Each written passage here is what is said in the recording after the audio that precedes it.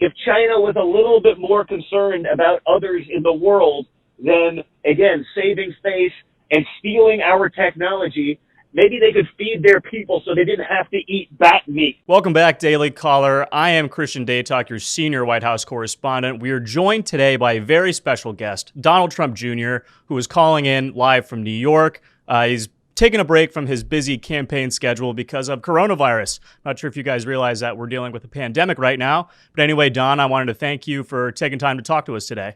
It's my pleasure. Good to be with you. Before we begin, I want to remind all of our viewers to click subscribe, click the bell to get notified every time one of these election dissection videos goes live. Let's just jump right into the questions. Obviously, coronavirus has thrown a wrench into everyone's personal lives, but I'm curious how you're doing, Don. Are you able to see your father, your brother, your sister at all? Or are you basically just holed up and working from home like everyone else? I'm basically holed up working from home like everyone else. Obviously, we also have day jobs. We don't just do the campaign stuff, and we're in the hotel and hospitality industry. They've been, hit pretty hard, as you can imagine, and as everyone has seen and read. What I lack on the campaign trail right now, I've more than made up for in difficult conversations, dealing with that. So the respite off the trail has been pretty welcome because it'd be hard to do both right now. I hear what you're saying. So obviously New York is basically the center of the epidemic here in the United States these days. What's the Trump organization doing to help some of these hospitals and medical workers in New York City, given Bill de Blasio and the local government is sort of failing to step up to the plate right now? Well, listen, I think we're letting the local government officials do what the local government officials do. You've seen what my father has done on a federal level. And honestly, I think it's working, kind of the way our founders intended. I mean, that is federalism, right? The states have to sort of make their own calls on some of these things. Each state is not going to be, nor should they be treated equal because they're going to be, there's some states that have barely any cases. Obviously, New York is going to be hit much harder since it's, seemingly the epicenter in New York. So, the system's sort of working as planned. Everyone's going to have their own take on how things are going to be managed. And, we've seen that sort of play out in the media. That's fine. But the reality is, everyone is working full steam ahead to make sure that we can rid this scourge and just make sure, this sort of stuff doesn't happen. I think one of the storylines surrounding New York that people are a little surprised about is how closely Governor Andrew Cuomo is working with the president. He has been a little abrasive at times. He's pushed the White House to supplement the supply of ventilators and other medical equipment, but he's also, given congratulations where it's due. What's it like being a lifetime New Yorker, seeing Cuomo step up to the plate compared to some of these other governors who are just trying to complain that the federal government isn't doing enough to help them out? Well, listen, it's good. Politics is always going to be politics, but it's good to see credit where credit is due, and I've given him the same. And while we probably don't see eye to eye on a lot of political issues, I mean, I think we've been able to get through the bigger picture and say, hey, there's a much more important thing at stake here. That is, American lives. That is their jobs. That is their family, their well-being. So, working well on those things, saying, hey, we put in a request for XYZ, the way the system's supposed to work. I spoke to Donald Trump yesterday afternoon, and by the next day morning, we had our request, and it was taken care of, and it was done. That's what's supposed to happen. That's how this is supposed to work. So I'm glad that that's going. And honestly, I'll even say the same. I think Gavin Newsom has given the same props in California, and so it's good to see that the two big epicenters are acknowledging that, and they are working as a collaborative as opposed to in a partisan fashion, which we see far too much of these days. Yeah, I agree. I think one of the things we've seen throughout coronavirus is that people are putting politics aside, not just lawmakers, but everyday voters. Well, not everyone of it. That's never going to be the case. The media continues to do that. Yeah. You've seen, Donald Trump, his approval ratings have gone up. You know what we got to do? We got to stop airing the coronavirus task force meetings because they're making Trump look good. I mean, think about that. So, my dad's been pretty transparent throughout this entire presidency. It's sort of one of those things that he does. He's made himself more accessible to the press and to everyone, despite, sort of them always trying to take him out. But even in these times, watching them try to leverage how to make this happen. You see the leading questions, if we need 1 billion ventilators, what's going to happen? You saw that, it's like the hysteria that they must be trying to create, because you can't look at this as a reasonable, objective, sentient being and think that they're doing anything other than trying to create hysteria, because they're certainly not reporting news. They're certainly not reporting facts. They're not talking about the data. They say, no, South Korea is the model example. Well, look at our, proportional statistics to them. It's almost identical. But we're somehow doing a terrible job, and those guys are doing a wonderful job. It's truly, it's tough to watch. It's tough to see, and they keep doing it to themselves. I try to pride myself on, being one of those guys, whether it be politically or otherwise. I spend a lot of time in sort of real America and middle America, and I think those people get it. I think the media is trying to, pull the wool over their eyes, as they have for the last 4 years. But there's only so many times you can cry wolf before it comes back to bite you in the butt. Yeah, I think you're right. That's a sentiment a lot of the country is feeling right now. I'm glad you brought up the media, because I was going to ask about this later on, but we'll just do it right now. Obviously, China is they have I don't want to say blood on their hands in this, but they have a significant role to play in terms of letting this thing spiral out of hand. 100%. Yeah, why do you think the WHO and some of these media figures are just ready to just repeat China's statistics that they're putting out right now, which we hope are true, but given what we know about China, they could be lying about this? 100%. I hope they're true. I doubt they're true. But watching the media for the last few weeks literally take Chinese propaganda. I mean, they were running with the story put out by the Chinese information minister, whatever department he was in, saying that, well, this could have started with the U.S. Army doing this to us. And I mean, the media, that must be accurate, as opposed to, China. If China was a little less concerned about saving face, about being seen by the world in a certain way, and would have just been honest from moment one, we could have gotten ahead of this thing 2 months earlier. If China was a little bit more concerned about others in the world than, again, saving face and stealing our technology, maybe they could feed their people so they didn't have to eat bat meat. No one's going to say that. Watching the media take their Chinese propaganda talking points and run with them as though they're gospel, taking those over U.S. government and CDC statistics, et cetera, is pretty sickening. But again, it's a cross between, the cross between coronavirus and Trump derangement syndrome is pretty scary, and the media is totally infected by it.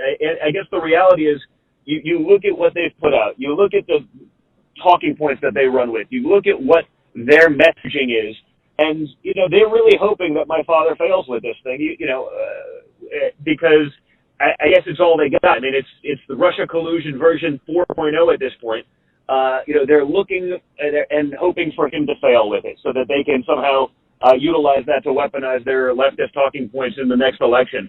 It's pretty sad.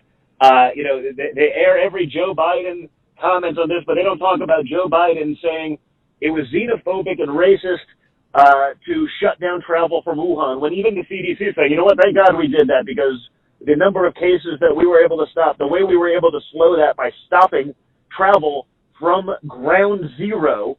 I mean, these are not things that are novel concepts. I mean, this is just common sense type of stuff, and he did them, and they try to weaponize that against him. And then they make it seem like, oh, Joe Biden's got the idea. Joe Biden doesn't know what state he's in 50% of the time. He can't remember 2 talking points on a 2 talking point press conference when he does his live telecasts. And he's the guy that said we should have kept travel open from China, which would have exasperated the problem literally exponentially. I don't think there's a medical professional other than like a CNN medical analyst, who would say otherwise. But they run with it like this guy knows what he's talking about. I mean, this guy doesn't know where he is, let alone what he's talking about. But that is the state of the media today. To me, I don't know what purpose they actually serve anymore, because they're certainly they're not spreading news. They're creating sensationalism. They've created a lot of panic. And when you look at the real figures, yeah, obviously there's areas that you have to take this incredibly seriously, and you should. But the panic that they've tried to create, the way they've asked any question to be, everything's worst possible case scenario as though that's actually happening, even though it's pretty clear that it's not, is just sick. It's just sick.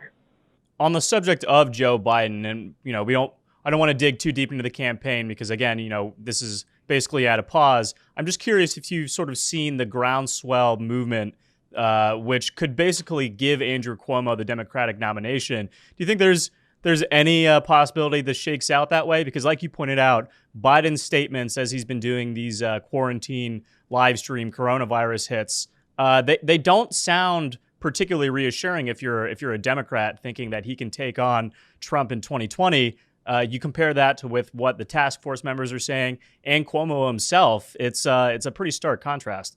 Yeah, but there doesn't seem to be anything new about that. I mean, no one's going to say that Joe Biden was a lucid and on point politician, 6 months ago, a year ago. If you want to look for yourself, go look at videos of Joe Biden 10, 15 years ago in the Senate, 20 years ago, 30 years ago, 40 years ago, and today, and it's not the same guy. They can pretend all they want, but it's not. It would not surprise me that the Democrats would do anything to try to, cheat, to change their rules. We saw one last time, trying to rig a primary and make sure that they get the desired result. It's not so simple within their existing frameworks, but again, I don't think there's anything that they wouldn't do. There's no rule they wouldn't break to be able to, try to win in November. So, I'm not so focused on that right now. There's obviously more important, matters for the coming weeks, but at this point, nothing would surprise me. I know, again, like you just pointed out, this is not the focus of the current plight of the American public, but I think a storyline that got washed out by coronavirus was the potential son debate that we could be treated to in the general. I'm curious if you had, spoken to Hunter Biden at all about getting on the debate stage and trading some blows, because I think a lot of people would want to see that, let alone from a political stance, but just from an entertainment standpoint also. Well, I think listen, the offer still stands. Everyone likes to, the media does the whole, the Trump kids are profiting from the presidency, yada, yada. I go, okay, oh, really? Like, I didn't take $1.5 billion from China, like Hunter Biden. And don't forget, Hunter Biden wasn't exactly Steve Schwarzman, right? This was not an investor that anyone had heard of. This is not a guy with a track record of success. This is a guy, that spent, the last few years running from, a paternity claim and child support for his actual biological kid. So this isn't exactly, a financial wizard. He goes over on Air Force Two with his father, comes back with $1.5 billion for his fund. And just so everyone understands who's listening, the 2 and 20, which is, 2% management fee, 20% of the upside in profits, 2% on $1.5 billion is $30 million a year. $30 million a year in fees to the Biden family, okay? So, when you see Joe Biden on the stage, as you did way before China was perhaps more in the spotlight, you say, that's interesting. Joe Biden, multiple occasions. China's not a threat. China's not our competition. Who are we kidding? Joe's been soft on China forever, and it probably has something to do with the fact that his son's on their payroll, and the family's enriching themselves from this stuff.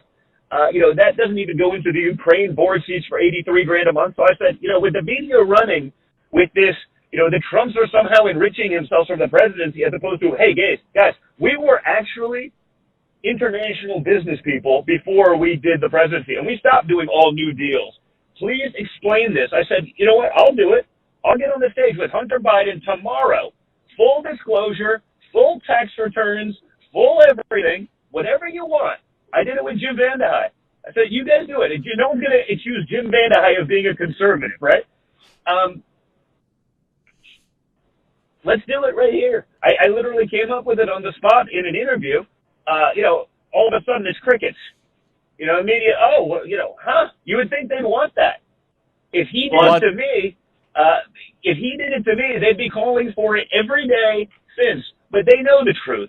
They know that Joe is owned by China. And honestly, that's more relevant now than ever before because the whole, concept of MAGA back in 2016 was American jobs, American manufacturing, American supply chains.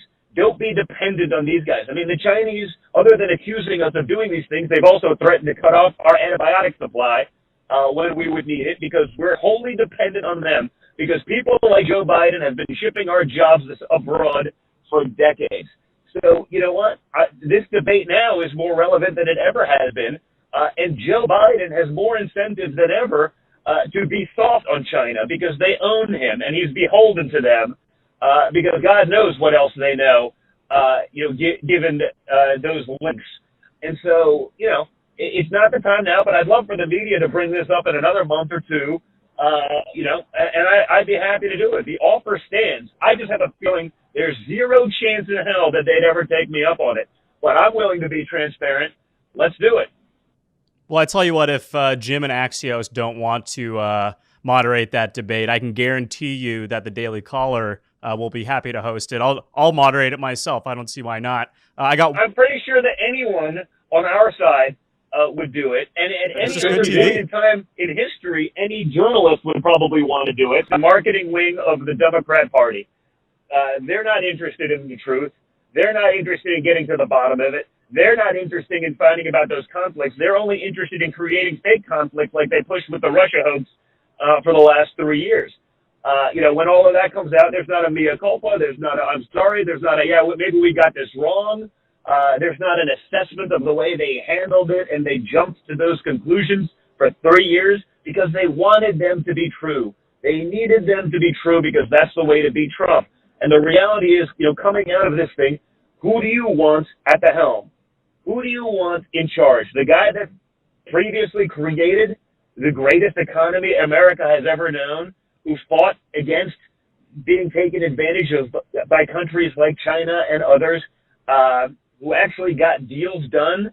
Or do you want the guy whose son is getting paid $30 million a year from China, and who said numerous occasions publicly, way before this was ever an issue, that China isn't actually our competition? If we don't think that China's our competition at this point, we're morons, and we deserve to lose. I got one more question on China and coronavirus for you, and then I'll let you get out of here because I know you're a busy guy. I'm not sure if you're aware, but there's this class action lawsuit that's currently picking up steam both in the U.S. and internationally, which is seeking to make the Chinese Communist Party pay victims of coronavirus.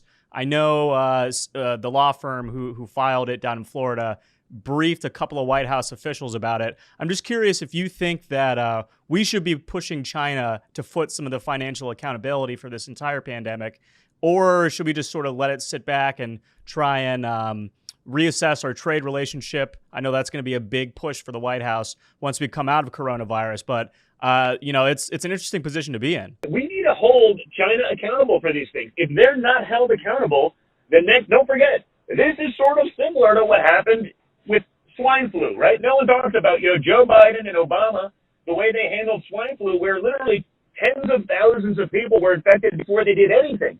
Okay? Like 3 people were affected in America when Donald Trump wanted to start shutting down travel from China. I mean, we acted so much faster than the prior administration, but again, that's not a talking point.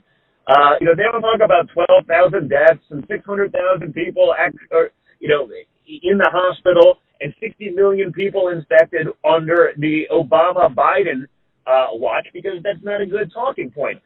Someone has to hold China accountable and needs to let them know that if they want to be on the world stage, they have to act accordingly. If they want to be one of the big boys and one of the big players, they have to act accordingly. And so when one of these things does happen, again, because they're more worried about stealing our military technology than they are about feeding their population, so people are eating bat, so that the next time that happens, rather than try to cover it up, rather than hide the statistics, rather than shutting down travel to isolate it to those areas, in Wuhan, rather than sending their people who are infected to Italy and Europe and everywhere else, maybe they'll have some responsibility. Maybe they'll take some action to benefit the rest of the world and not just China. But that's not their MO right now, because no one's ever held them accountable till Trump. Their MO is to do whatever is good for China at any cost to anyone else, and not function as a world player. But because no one's been willing to call them out till Trump, they've gotten away with that. That's a great system.